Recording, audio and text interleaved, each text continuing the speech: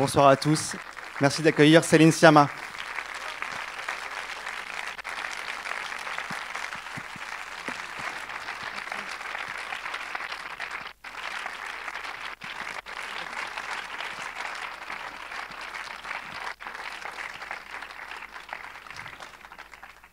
D'abord, merci beaucoup. J'espère que vous avez pris beaucoup de plaisir à découvrir ce film qui était présenté donc à Cannes en mai dernier en compétition du festival et qui a reçu donc le prix du scénario. Céline a déjà présenté le film quelques fois avant l'été. C'est la toute première fois qu'elle revient un peu. Elle attaque la saison de présentation de ce film qui sortira en salle le 18 septembre prochain. Donc j'espère que vous serez nombreux à faire passer le message et à dire tout le bien que vous pensez de ce film. On a un moment un peu privilégié avec Céline, c'est-à-dire d'un moment de dialogue avec elle pour pouvoir discuter, réagir. Et je pense qu'elle est quand même très curieuse de vos retours. Bien sûr, je peux lui faire les miens, mais je pense qu'elle sera aussi sensible et curieuse d'avoir les vôtres. C'est toujours important pour un réalisateur d'avoir un retour des premiers publics. Donc, bienvenue. Donc, l'idée, c'est qu'il y a aussi des micros qui marchent dans la salle et vous allez pouvoir poser vos questions à Céline. Je vais peut-être commencer, souvent par une question un peu bateau, mais c'est à la fois un grand film d'amour, c'est un film de costume, c'est un film sur l'art, c'est un film sur l'art des femmes. Quel a été le moteur premier de ce film pour toi? Ou c'est peut-être un ensemble de choses, mais est-ce qu'il y a eu un moteur particulier pour déclencher cette histoire, ce portrait? Ouais, le moteur premier, c'était l'envie de faire un film d'amour qui serait entièrement dédié où l'amour serait au centre, quoi, au centre de l'histoire, au centre de la politique du film, au centre de sa philosophie, de sa proposition de vie. Et avec cette idée quand même que... Et d'ailleurs, je me disais ça en faisant le film, parce que c'est assez agréable de faire des films d'amour, parce qu'il y a de l'amour. Et je me disais, c'est fou, il y a peu de films qui sont dédiés à ça, quoi, à la question de... Il y a toujours des histoires d'amour dans les films, qui peuvent être des intrigues B, C, il y a toujours cette question-là. Mais alors que dans mes plus grands souvenirs au cinéma, c'est toujours des histoires d'amour. Que ce soit, je sais pas, Titanic, Autant n'emporte le vent, E.T. Et l'amour est au centre, et pour autant, il n'y en a pas tant que ça, des films qui parlent d'amour. Donc c'était ça l'envie première, et puis il y avait... Et puis ensuite, ça a été une longue rêverie autour de plusieurs envies qui finissent par se connecter. Il y avait l'envie de parler aussi des femmes artistes, l'envie de faire un film qui ferait dialoguer le dialogue amoureux et le dialogue de la création. Et puis du coup, un petit voyage dans l'histoire de l'art du point de vue féminin, découvrir, parce que j'en étais ignorante, pas parce que j'en ai fait une découverte archéologique moi-même, cette période précise de l'histoire de l'art de la deuxième moitié du XVIIIe siècle, qui est une période extrêmement florissante du point de vue d'une scène artistique féminine et d'une scène critique féminine aussi, et constater qu'il y avait des centaines de peintres femmes et qu'elles faisaient carrière, qu'elles étaient importantes, que leur corpus était beau, émouvant, méritait d'être transmis, reçu, et qu'elles avaient été non pas oubliées, comme je l'ai dit tout à l'heure à propos de Jeanne Moreau, mais effacées de l'histoire, et donc d'un coup aussi une nécessité politique actuelle, vivante, de raconter une histoire qui n'a pas été racontée, quoi. Et puis voilà, c'est un mélange aussi de nécessité intime de raconter cette histoire-là, et puis de... Ouais, voilà.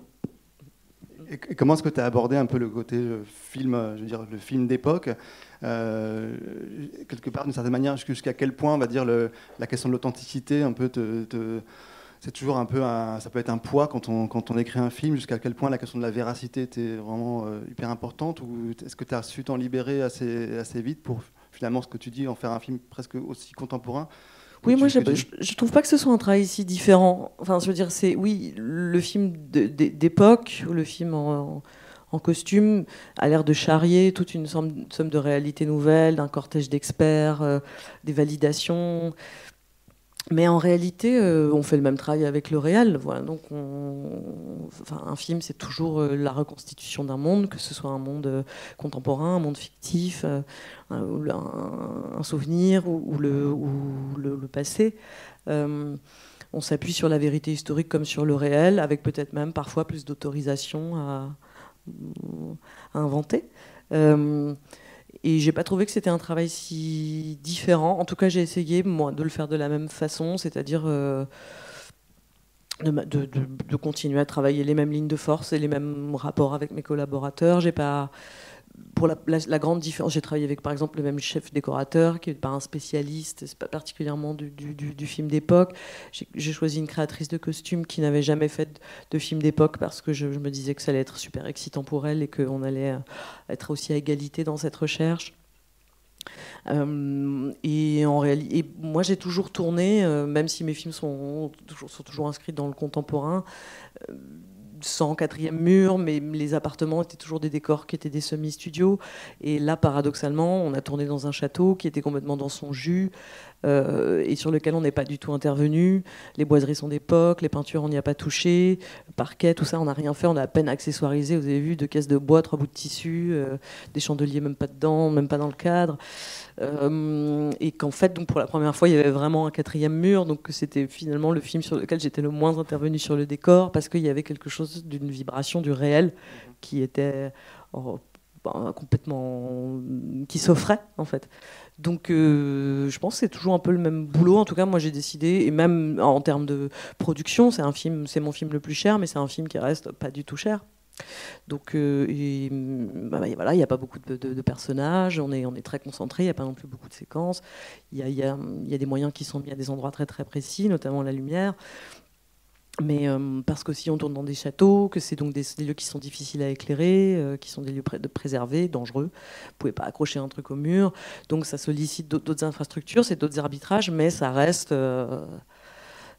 voilà, un cinéma de résistance et conscient de l'être. Donc j'ai trouvé que c'était... Enfin, je l'ai vécu comme une étape aussi, aussi d'épanouissement et de prendre un peu plus de place, on va dire. Mais, et le film d'époque m'y a peut-être autorisé, m'a peut-être donné l'autorisation de le faire, mais je n'ai pas trouvé que c'était si différent comme taf. Ce que tu dis, c'est marrant parce que j'ai ressenti ça aussi, que sur les décors, t'avais pas passé t'avais pas forcément passé un travail fou. J'ai visité beaucoup de châteaux. En revanche, sur les châteaux, les manoirs.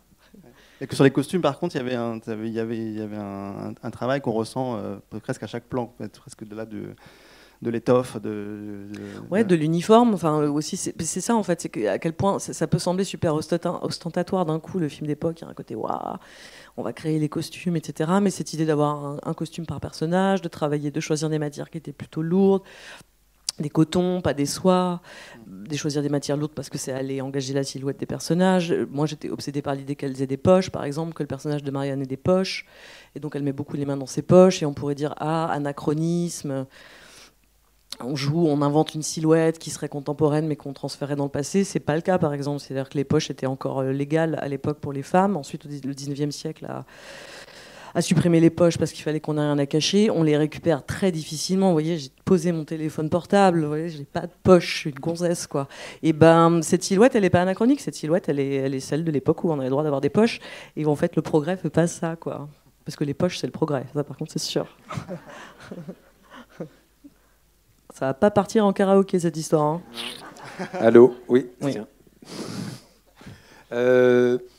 Moi, je voudrais revenir sur un moment un peu sidérant du film. C'est sans connotation ni positive ni négative, qui m'a sidéré, qui est le moment de l'avortement avec le bébé sur le lit. C'est quand même un moment assez singulier dans ce que vous avez proposé. Et alors, je vais vous dire comment je l'ai vu, tout en sachant que la lecture que j'en ai fait au moment où ça s'est passé, c'est certainement pas celle que vous lui avez donnée, mais je ne peux pas m'empêcher de la voir comme ça. Et notamment par rapport à la peinture, l'époque de la peinture à laquelle vous faites référence. Si ce moment-là était un tableau de Greuze, par exemple, à valeur morale, ce serait un tableau à charge sur les faiseuses d'anges. Voilà, et donc c'est de cet étonnement que je voudrais que vous me parliez. Pourquoi à charge ? Parce que si on se plaçait dans la peinture du 18e, une peinture de genre à valeur morale, le fait qu'il y ait en même temps l'acte qui va ôter la vie du ventre de la femme et la projection de cette même vie à côté d'elle qui lui prend la main en plus, c'est ce parallèle-là qui crée qui crée du sens, en fait, et qui crée un sens qui est sans doute pas celui que vous avez voulu donner, mais qui m'est passé par la tête au moment où c'est... Voilà. Je suis pas sûre de comprendre le sens, enfin, de comprendre, d'être sûr du sens que vous intuitionnez que j'ai donné à cette scène et de celui que vous donnez à Greuze plutôt qu'à vous. Mais cette scène, elle se déroule en 2 temps, effectivement, mais il y a déjà, on représente un avortement, ce qui est très très rare. Et c'est fou que ce soit rare, parce que c'est un acte quotidien. Et puis, on représente le fait de le représenter. Ça, c'est le film qui est globalement joueur sur la question de qu'est-ce qu'on regarde, comment on le regarde, et puis qu'est-ce que ça fait de le regarder, y compris de le regarder comme 2 personnes se regardent, et puis surtout de le regarder dans une œuvre, et donc de l'offrir au regard de qu'est-ce que c'est que la charge de représenter quelque chose, qu'est-ce que c'est que la responsabilité de représenter quelque chose, l'utilité de la fiction, l'utilité des images. Et donc ça se déroule en 2 temps, et quand j'ai pensé à faire en sorte qu'elle le représente ensuite, je pensais à cette phrase d'Annie Ernaux, autrice du 20e et 21e siècle, qui dit « Il n'y a pas un musée du monde où il y a un tableau qui s'intitule La faiseuse d'anges ». Voilà, ce qui n'est pas représenté, qu'est-ce que c'est ? C'est un problème ? Pourquoi on ne représenterait pas ça ? Donc le fait de le représenter, c'est cette idée-là, tout simplement, de l'importance de représenter les choses, de les nommer, de les voir pour pouvoir les penser et les vivre. Ensuite, c'est pas parce que soudainement on représente quelque chose qui a peu été représenté, que ça en fait une bonne image, ou une bonne image de spectacle, ou de fiction, ou même une bonne image militante. Il faut quand même faire une scène. Et donc cet enfant qui caresse sa joue, qui sèche sa larme, voilà, moi je voulais pas me contenter de représenter purement une scène d'avortement en disant bah voilà, ça se passait comme ça, ou ça peut se passer comme ça. J'avais envie d'y rajouter quelque chose qui soit de l'ordre du trouble, et cet enfant à côté d'elle, selon votre vécu, selon votre genre, selon votre rapport à cette expérience d'avorter, d'avoir des enfants, de ne pas en avoir, elle est polysémique, elle peut être lue de multiples façons. Et elle peut être consolatoire des enfants que vous n'aurez pas, vous consoler des enfants que vous n'avez pas voulu, plein de choses en réalité. Donc moi, j'ai pas une chose à dire avec cette image, parce que sinon, si j'avais qu'une seule chose à dire, j'aurais fait une image pas troublante. Et j'ai pas envie. Je fais pas des images qui ont une. Enfin, il y a des idées derrière la tête de toutes les images, mais c'est qu'elles puissent aussi accueillir les vôtres. Et qu'on ne soit pas purement dans la... C'est toujours les questions. Dès qu'on regarde quelque chose qui est peu regardé, on se pose la question. Est-ce que ça suffit de le regarder, ou qu'est-ce qu'on met dedans et qu'est-ce qu'on invente surtout ? Donc moi, j'avais à cœur de représenter, mais surtout d'inventer une image qui serait celle du film autour de ça, et qu'elle puisse être une image aussi de rêve, être une image qui charrie des sentiments multiples. Et donc, de ce point de vue-là, je crois qu'elle n'est pas morale. Pas moraliste en tout cas. Est-ce que tu peux peut-être nous parler un peu du personnage de Sophie, justement, parce que je trouve que c'est un personnage vraiment passionnant, parce que c'est le personnage de cette femme, on va dire, servante. Elle est pas du tout, tu la traites pas du tout comme un personnage simplement de servante qui serait témoin d'un amour interdit. Au contraire, c'est une espèce de personnage qui circule entre ces 2 femmes, qui à la fois qui a une connivence, qui a une complicité, où le rapport de classe un peu s'évanouit. Et puis également, je trouve que elle est aussi témoin, je sais pas, du fait qu'elles peuvent boire, qu'elles peuvent fumer, qu'elles peuvent. Du coup, elle apporte aussi une modernité aux 2 autres femmes. Du coup, elle va dire qu'elle démultiplie la modernité de ce trio. Oui, je voulais pas en faire un personnage utilitaire. Enfin, d'ailleurs, elle apparaît très peu, puis d'un coup, elles font groupe. C'est un moment de bascule du film où le film parle d'amour, donc il parle aussi d'amitié. Enfin, il parle d'amitié au sein de la relation amoureuse, et puis ou en prémisse, ou en... Enfin bref, tout ça, l'amitié traverse l'amour. Et puis d'amitié entre elles aussi, de sororité. Et comment, dans des enclaves par moment, il y a des hiérarchies de classe qui peuvent s'abolir, ou d'autres principes.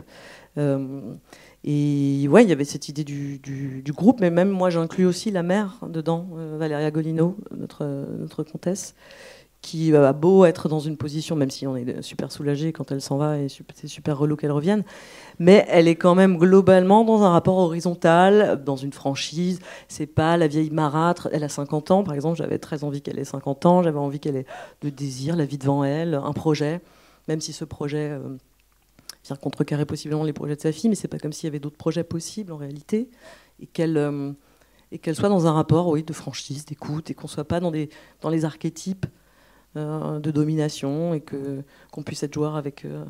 Et ce personnage de Sophie, je voulais qu'il soit, voilà, justement pas un témoin. Et d'ailleurs, on ne sait pas ce qu'elle sait, on ne sait pas ce qu'elle en pense. Et elle, voilà, elle participe pas. Voilà, elle est un des. Je me perds dans cette réponse. J'ai répondu, non? J'ai répondu, ouais. La fille qui commence à fatiguer au bout de 10 minutes. Il y a une question là-bas. Oui. Bonsoir. D'abord, merci beaucoup pour ce film. Tout à l'heure, vous avez espéré que vous alliez nous transporter. On est parti très loin, au-delà de la presqu'île de Quiberon. Je trouve que c'est une belle pièce d'orfèvrerie, superbement ciselée. Tout est magnifique. C'est-à-dire la simplicité des dialogues, la musique, est-ce que c'est joyeux? Non, c'est vivant. En 2 mots, il y a beaucoup de choses qui sont dites. Je rebondis sur votre remarque tout à l'heure sur le décor. Moi, je trouve que le décor, il est sobre, mais il est magnifiquement cadré. Ce plan entre la porte qui s'ouvre et le regard à l'intérieur de la pièce est impressionnant. Et c'est tout le film qui est comme ça. Donc ma question, c'est de savoir quel est votre rapport à l'art. J'ai déjà une réponse avec le dernier plan. Quand je parle de l'art, c'est pas uniquement la peinture. Et il y a beaucoup de références à la musique. Donc, quel est votre rapport à l'art? Oui, je crois que le film, l'endroit de ça peut-être sa plus grande intimité, c'est peut-être, sa plus grande intimité, l'endroit qui parlerait le plus de moi, peut-être. C'est dans ce rapport-là, le rapport à la, on va dire à l'art. Moi, j'ai du mal à dire à l'art, mais oui, à l'art. C'est notamment, c'est sûr, très incarné par le rapport à la musique dans le film. C'était d'ailleurs pour moi un des enjeux de la reconstitution, de faire en sorte qu'il n'y ait pas de musique dans le film pour vous mettre dans le même état de frustration, de disponibilité, d'indisponibilité par rapport à la disponibilité de la beauté en général en fait. Et qu'est-ce qu'elles ont sous la main? Un livre, c'est important. Entendre de la musique, il faut aller à l'église. Je pense que ça explique vraiment, vraiment beaucoup le succès de la religion, l'art, hein, globalement. Hein. C'est sûr que Dieu doit beaucoup à Bach. C'est pas moi qui le dis, c'est, je sais plus, Pierre Desproges, hein, on va dire. Et qu'il y avait cette idée, oui, de se mettre dans le même état de frustration et de désir. Et que donc il y a des dynamiques de projection dans les perspectives de voir de la beauté, d'avoir de la beauté, et du coup le fait de redonner, d'évacuer toute musique, alors que bon, film d'époque, film d'amour, musique. Donc c'est difficile comme décision, parce que je l'ai prise en amont et que ça veut dire que si pas de musique, ça veut dire qu'il va falloir qu'il y ait beaucoup de musicalité, donc il va falloir vraiment beaucoup penser la musicalité ailleurs que dans la musique. Bon, après, c'est un travail super intéressant à faire, donc c'est plutôt des contraintes marrantes, hein. C'est pas, sinon on le ferait pas. Mais qu'ensuite, quand il y a le surgissement de la musique, il y a d'une forme de poésie ou même d'un paysage, voilà, de la beauté, ce soit absolument ravissant. Donc et après, pour moi, c'est beaucoup lié à l'amour, l'art, et comment aussi nos amours sont la curation de nos futures curiosités. Et que ce dernier plan raconte ça, effectivement. C'est comment, dans le désir qu'on a eu d'entendre un morceau de musique ou dans le souvenir, enfin voilà, on a toutes les histoires d'amour ont leur bande originale, pas juste les films. Je pense que c'est ce qui reste beaucoup des histoires d'amour, leurs bandes originales, et qu'il y a là-dedans la promesse d'amour futur, et d'amour futur pour d'autres musiques, d'autres œuvres, mais aussi d'autres personnes. Et l'art le raconte, et puis l'art nous le promet. Et Mais t'as pas simplement, enfin c'est pas que t'as enlevé simplement la musique, il y a aussi, je pense à plein de films aujourd'hui qui sont un peu victimes de cette espèce de goût du sound design où on remplit de sons. Il y a aussi très peu de sons finalement. Même les premiers logos l'annoncent. C'est-à-dire qu'on est habitué à avoir ces logos très sonores. Et je pense que tu as imposé ce silence pour qu'ensuite on entende le son du fusain.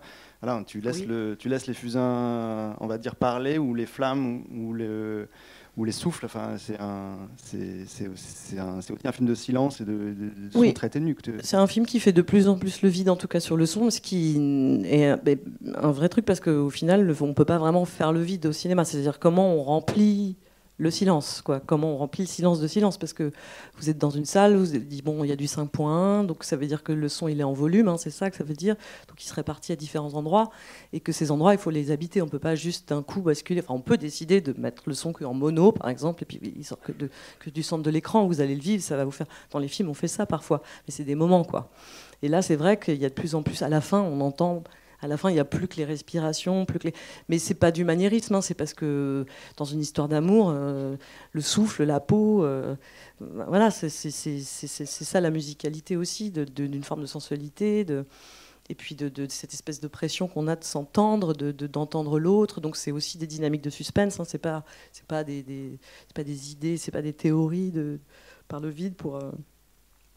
C'est comment ça sonne, quoi, comment ça va sonner un effleurement dans une pièce où effectivement on n'a pas mis les petits oiseaux, la mer au loin, et comment on travaille des motifs. Par exemple, le feu, c'est méga la galère, c'est super sympa le feu, c'est super sympa les films d'époque, mais il y a une cheminée tout le temps, ça vous donne envie de crever. Enfin, c'est monotone, qu'est-ce qu'on fait de ça quand en plus il est à l'image?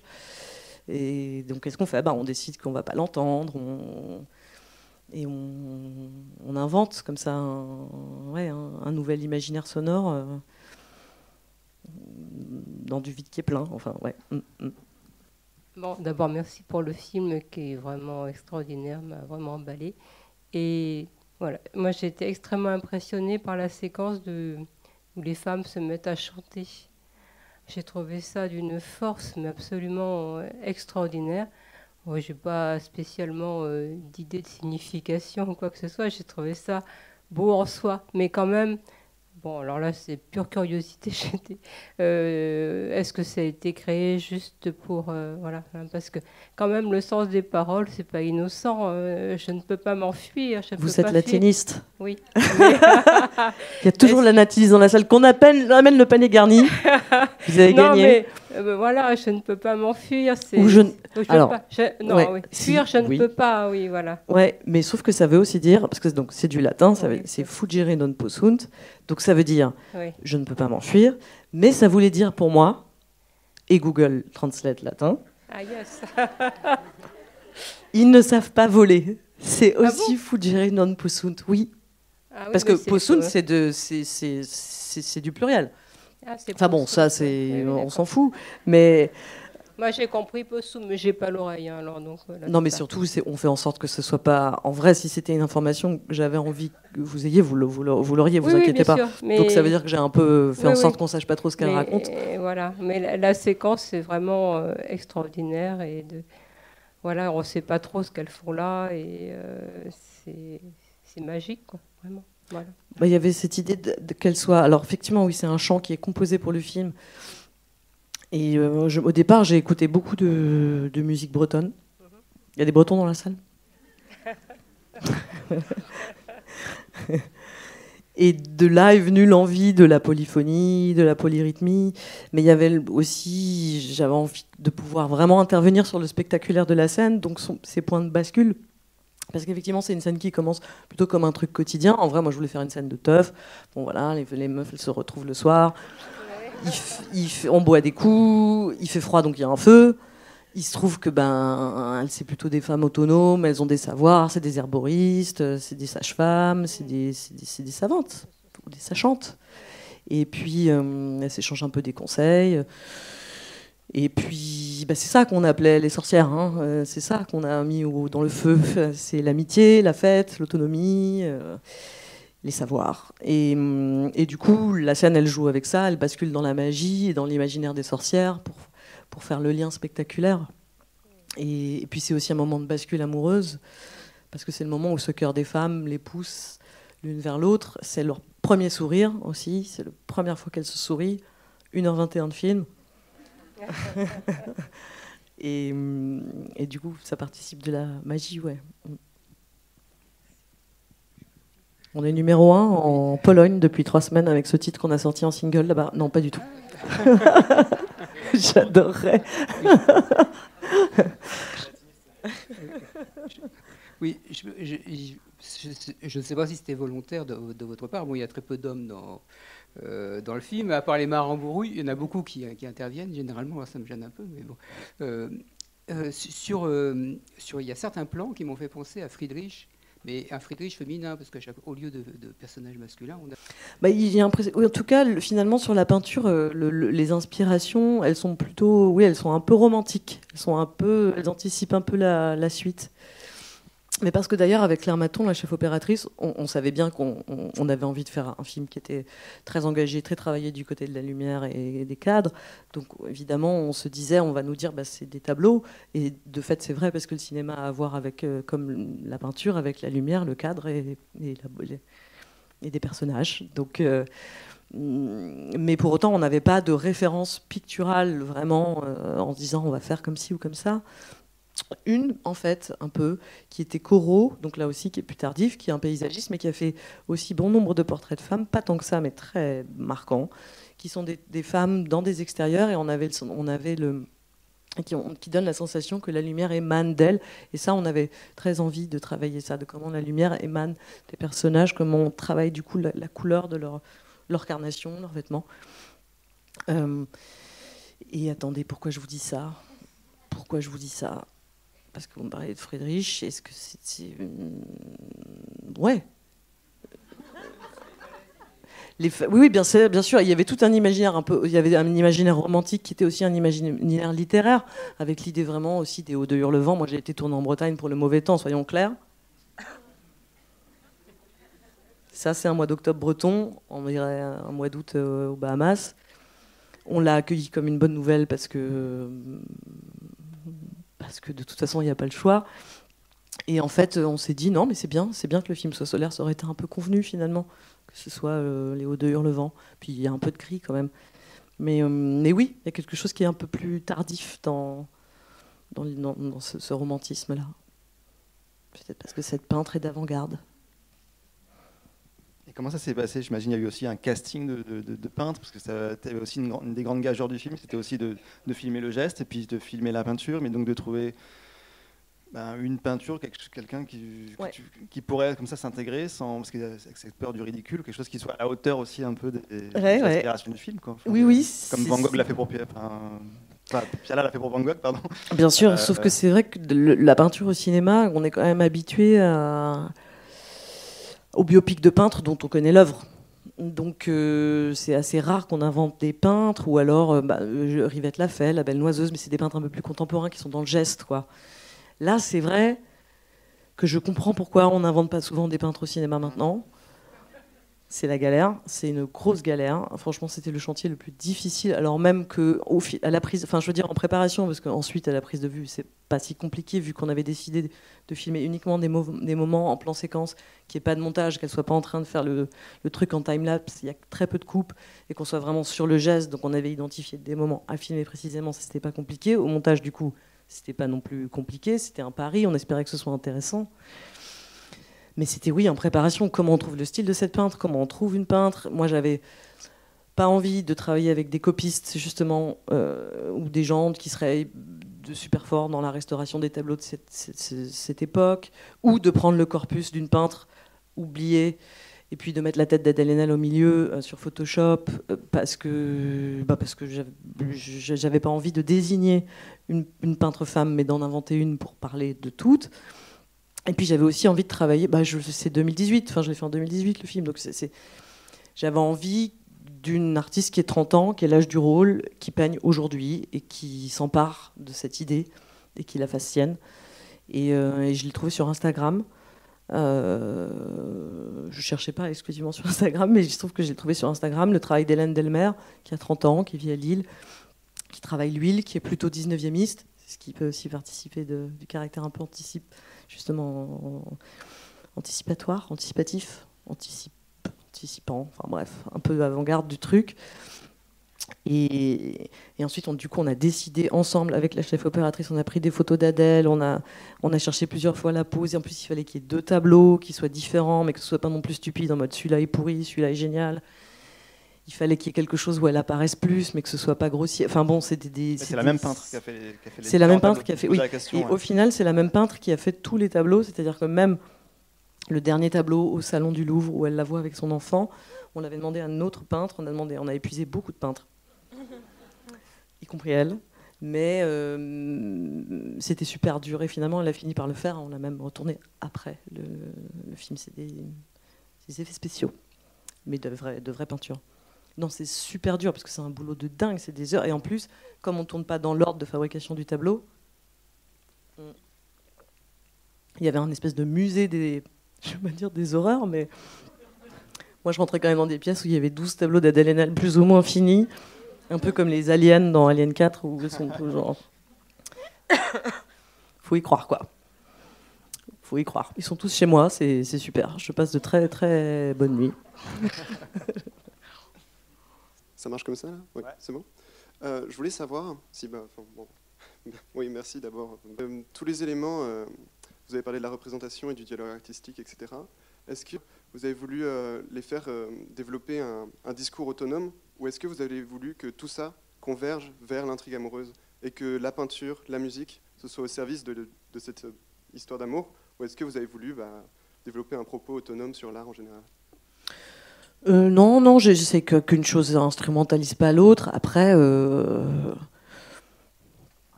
globalement, pour moi, effectivement, tout était une façon de parler d'amour. Mais c'est pas que mais j'instrumentalise pas le reste pour donner du relief à cette histoire. C'est que je crois que le relief des histoires d'amour n'est pas du tout autonome des questions que vous énoncez globalement dans nos vies, et que c'est aussi une façon de parler d'amour que de parler de comment on dialogue, quel est le dialogue intellectuel qu'on a, qu'est-ce que c'est que tomber amoureux. C'est vrai qu'au cinéma, on a le plaisir, bien souvent, et je l'ai moi-même comme spectatrice, d'une forme de convention où 2 personnes extrêmement bien faites de leur personne prennent un ascenseur ou se retrouvent, et d'un coup on se dit c'est sûr, ils vont s'aimer, et on est dans cette convention et on est dans le plaisir de ça. Mais moi j'avais envie de convoquer un autre plaisir, qui soit celui de qu'est-ce que c'est que tomber amoureux dans l'admiration, dans l'échange intellectuel, dans l'esprit critique, dans l'égalité.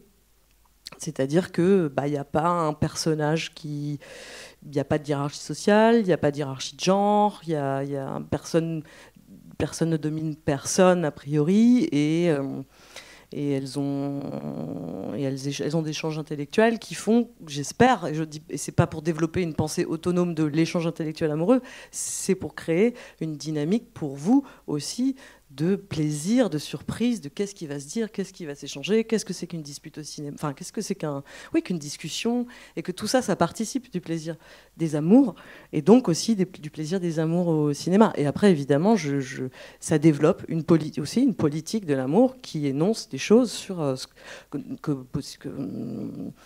aimer, c'est regarder, c'est aussi être regardé, enfin des choses qui sont finalement assez simples, mais qu'on développe avec précision, vraiment dans une chronique, en fait, pas à pas de cet amour qui se construit. Et puis aussi dans une deuxième temporalité, qui est la temporalité du souvenir d'une histoire d'amour, parce que le film il marche sur ces 2 jambes-là. Et que dans la combinatoire de cette deuxième temporalité qui est le souvenir d'un amour, donc sa résonance, son empreinte, c'est le dialogue entre ces 2 niveaux-là de temporalité, ces 2 temps d'un amour, son souvenir et sa naissance, qu'il y a de la dialectique qui crée de la pensée, vous voyez quoi. Et ça aussi, je crois que c'est complètement... que c'est pas qu'une idée c'est une idée de cinéma qui vient, j'espère, incarner une idée de vie, enfin une idée très sentimentale, une idée du sentiment en tout cas. Merci. Mais l'égalité, c'est pas qu'elle met du temps à se mettre en place, mais c'est vrai qu'au départ, en mettant le spectateur dans la confidence du mensonge, parce qu'en gros, nous, il y a un espèce de déséquilibre. J'aime bien cette première partie qui est très intéressante, où nous-mêmes, tu nous mets dans la place, où on se met à scruter, à mesurer, et à observer le corps d'Adèle Haenel de manière très un peu à la manière de Noémie, on est obligé un peu de se mettre à sa place et on l'observe, on la scrute de la même manière. Jusqu'à ce que dans une deuxième partie, quand Adèle se met à regarder Noémie, les rapports s'équilibrent un peu. Oui. Oui, bien sûr. Mais pour le coup, bon, moi en plus j'ai toujours tendance à faire des films avec des secrets, des infiltrés, des machins, des trucs. Et là, c'est vrai que, comme je l'ai fait, mais cette fois, ça dure 30 minutes. Et cette fois, le secret, c'est pas le réservoir de ce qu'on va cacher, c'est le secret, c'est la matrice de ce qui va se dire, quoi. Et c'est aussi parce que c'est un amour adulte et que c'est des personnages adultes. Je dis ça parce que jusqu'ici, moi, je ne m'étais pas confrontée aux personnages adultes. Et c'est pas parce qu'on est avec des personnages adultes qu'il y a de l'égalité par ailleurs, mais c'est vrai que moi j'étais complètement obsédée par cette idée-là, parce que je pensais qu'elle pouvait produire des nouvelles sensations, des nouveaux un nouveau trouble et des nouvelles, un nouveau suspense amoureux pour moi et pour vous. Et d'ailleurs pendant le casting, j'ai choisi Noémie Merlan. Adèle, elle était déjà prévue dans le projet. J'ai choisi Noémie Merlan parce que quand je l'ai vue avec Adèle dans le cadre, je me suis dit, elles sont à égalité. Et d'ailleurs, elles ont très basiquement aussi le même âge, la même taille, des intensités différentes, mais quand même, il y a du niveau.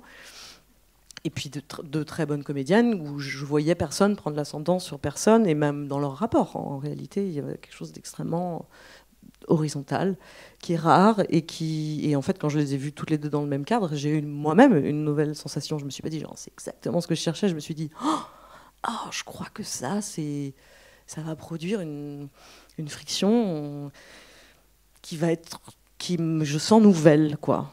Et qui va produire, je crois, possiblement quelque chose qui peut être assez bouleversant. Et où, en tout cas, je me disais, ça va être vachement palpitant de les regarder se parler, parce que comment elles vont se renvoyer la balle, quoi. Et je connaissais les dialogues, je les avais écrits, donc je me disais, ça peut... J'avais déjà pris ce chemin dans l'écriture, et je me disais, ça c'est une incarnation qui va... Ouais, ça va palpiter, ça va palpiter. Je crois qu'il y avait une question là-haut, non ? Oui. Tout d'abord, bravo pour le film. En fait, c'est pas une question, mais plus un constat. Pendant les scènes où il y avait une sorte, un regard très intense entre les deux personnages, même s'il y avait des dialogues parfois, en fait, j'ai senti que tout au long du film, le simple regard et les gros plans sur le visage des deux femmes, en fait, ça parle à leur place. C'est-à-dire que je trouvais qu'il n'y avait pas besoin d'utiliser les mots et tous les traits du visage,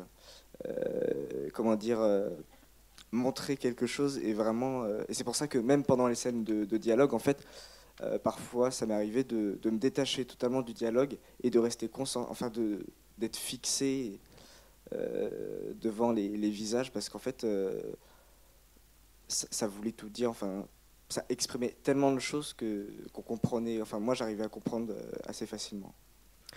Mais je transmettrai votre sentiment à mes chers interprètes qui ont clairement habité, je crois, leur prestation, et le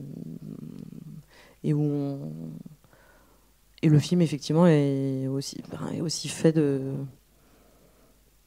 beaucoup d'observations. Donc il fallait que ce soit très intéressant, ces visages qui se regardent. Donc on a beaucoup travaillé à ça. Et notamment à être assez dans l'intimité de quelqu'un qui regarde. Parce qu'on peut dire, le film, il y a beaucoup de gros plans. Par exemple, j'en dis ça, il y a beaucoup de gros plans.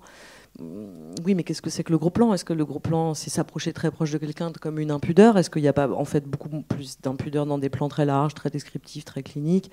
Dans le fait de s'approcher d'un visage, il y a aussi de vouloir créer de l'intimité avec ce visage, et donc avec ce qu'il ressent, pas juste s'approcher comme si on voulait manger l'autre.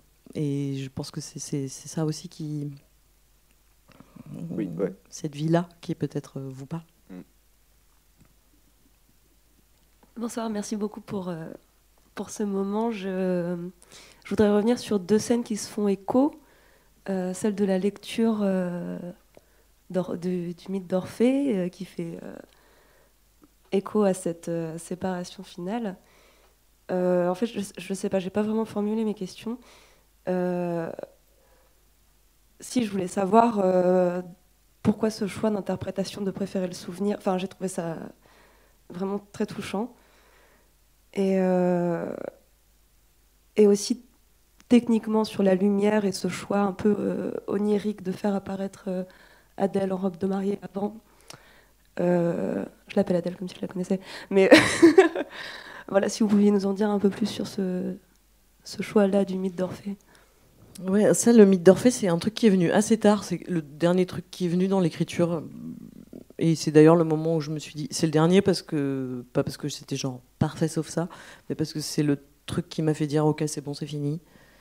Et c'est marrant parce que c'est très structurant dans le film maintenant, alors que c'est finalement une idée tardive.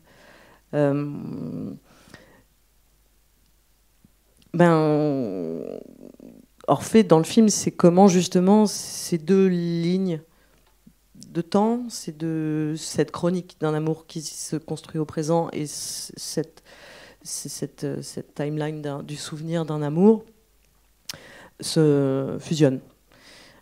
Ces apparitions d'Adèle en robe de mariée, d'ailleurs c'est marrant, tout le monde pense que c'est une robe de mariée, c'est un négligé, mais moi je le disais à la costumière, tout le monde va penser que c'est une robe de mariée parce que c'est une robe blanche et ça m'allait.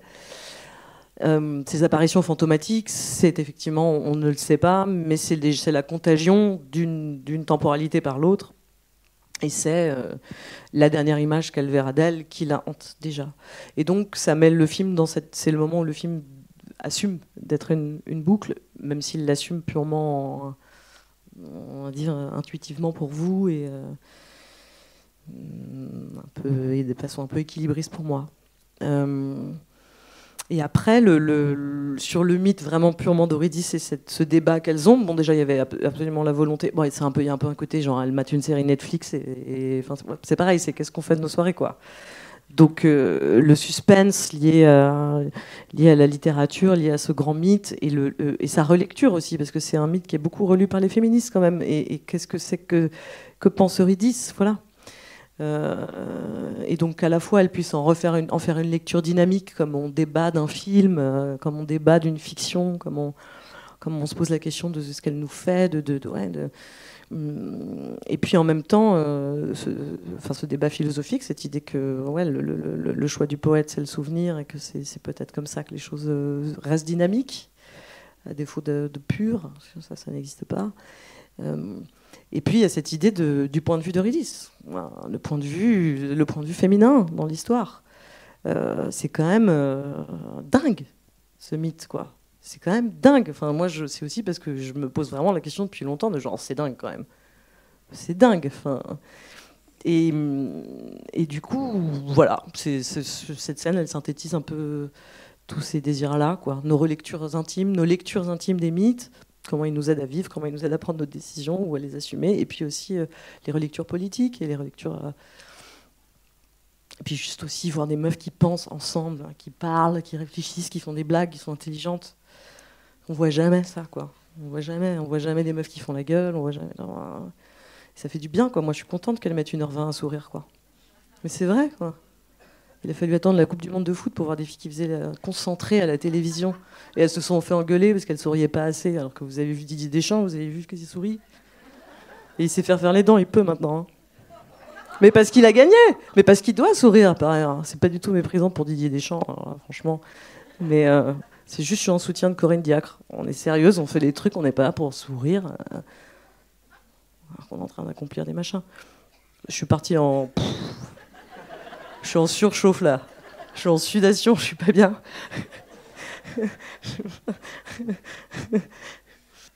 Bonjour et merci beaucoup pour ce film et ce moment.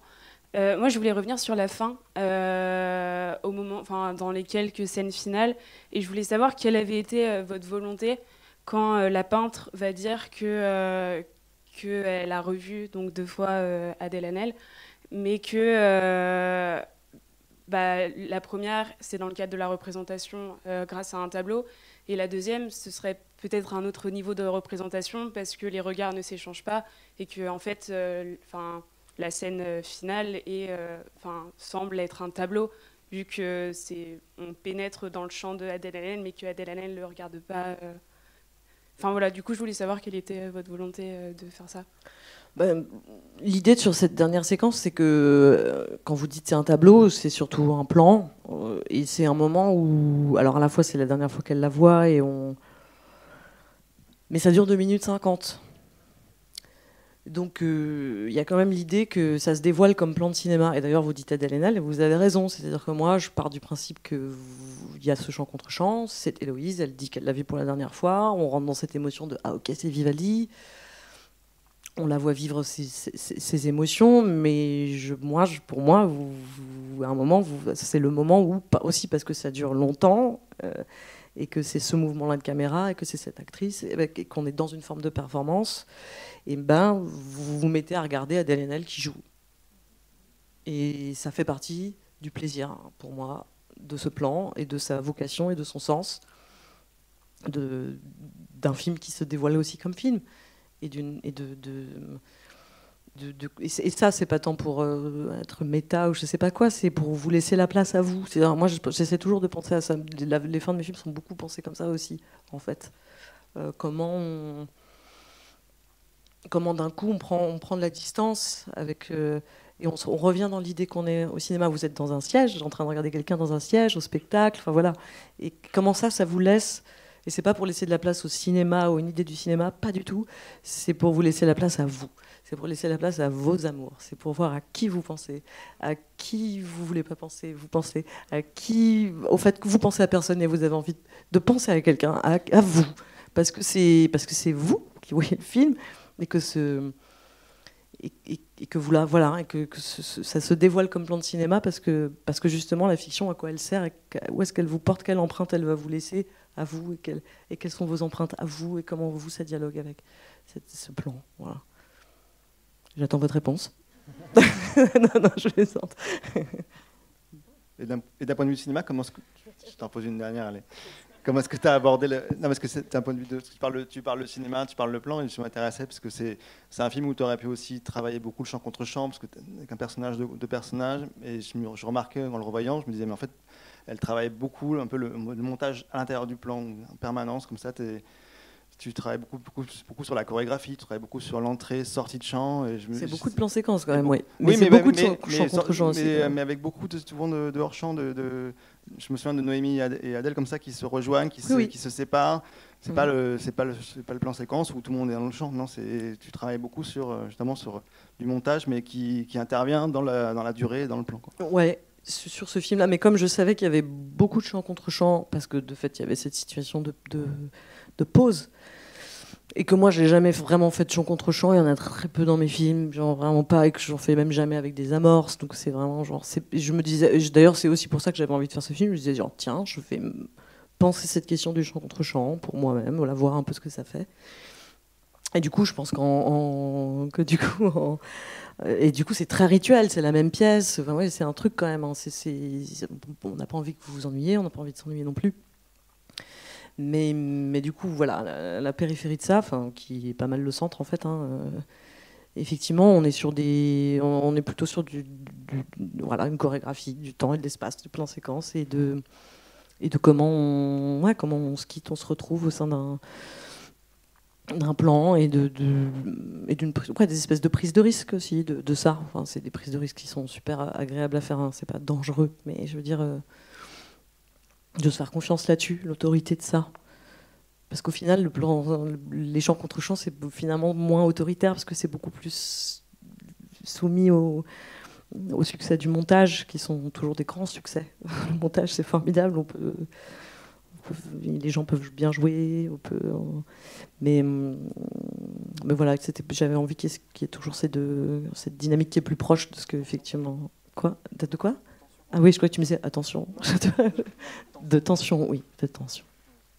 Merci beaucoup, Céline. Merci beaucoup. Merci. Très bon succès à ce film.